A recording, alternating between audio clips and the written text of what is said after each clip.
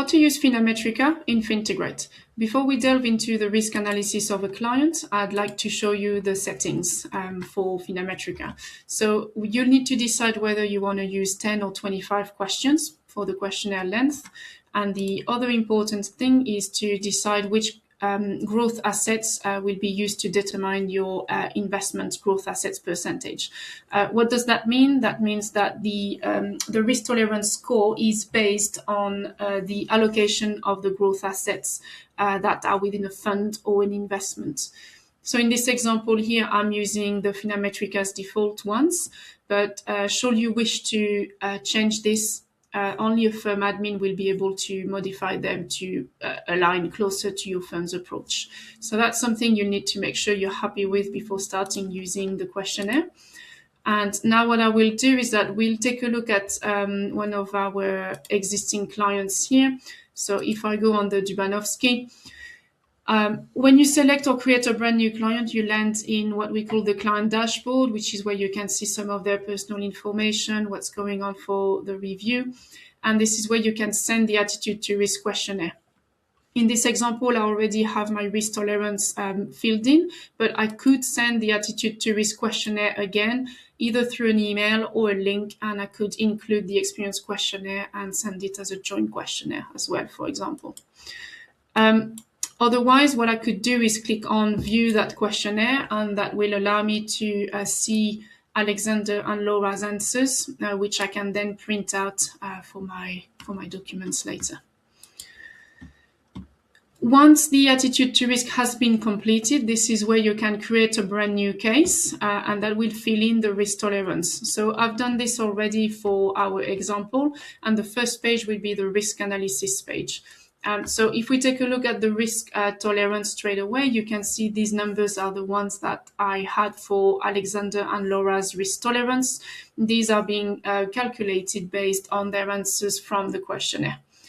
On the left-hand side, you can then, put the client's objectives, and you'll be able to specify the investment time horizon, the client's composure, any experience and knowledge they might have around investments. What's important to notice with FinaMetrica is that they will apply a suggested cap. So that suggested cap will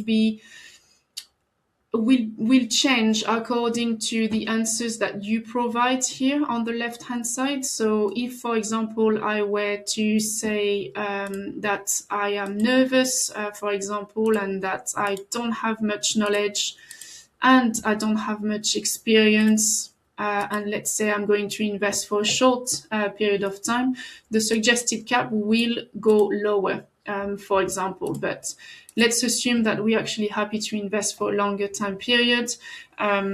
So as you can see, the suggested cap will change accordingly based on the client's composure, experience, and knowledge that you will fill in after a discussion with them.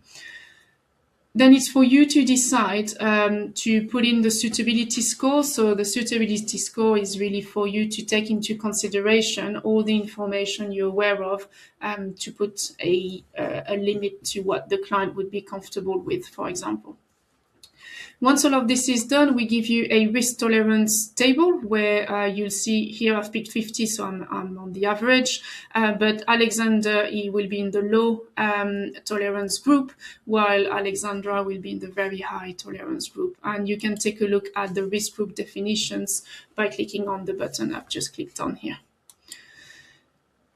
Another thing of importance will be your differences. They allow you to see where the client might show some inconsistencies, and allow you to also potentially add some notes if you want to at the bottom of the page before you print the report.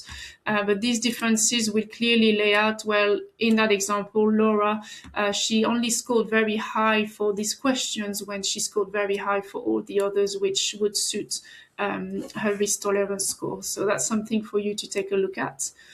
And the last graph to take a look on the risk analysis will be the Morningstar Target Allocation Index, which will be influenced by the growth assets you will have ticked within your settings I've shown you at the beginning. And that's typically the target allocation we would have for someone scoring 50 in the suitability score that I have here. Once you're happy with all of this and added your potential note, you can download the risk analysis report. Whether you can download a joint for both of them, or individually as a Word or PDF.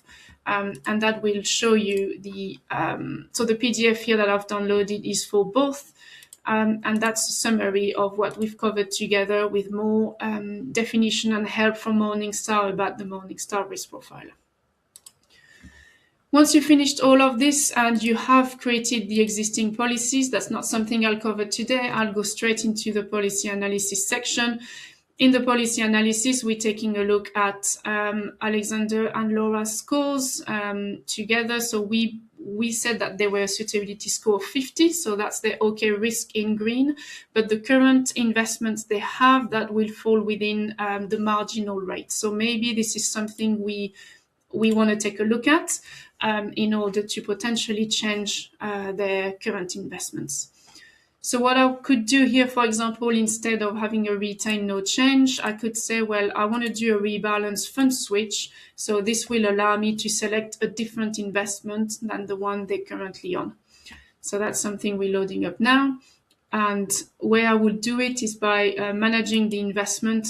I'll do further videos on this and give you more details, but that section will allow you to bring over your CIP.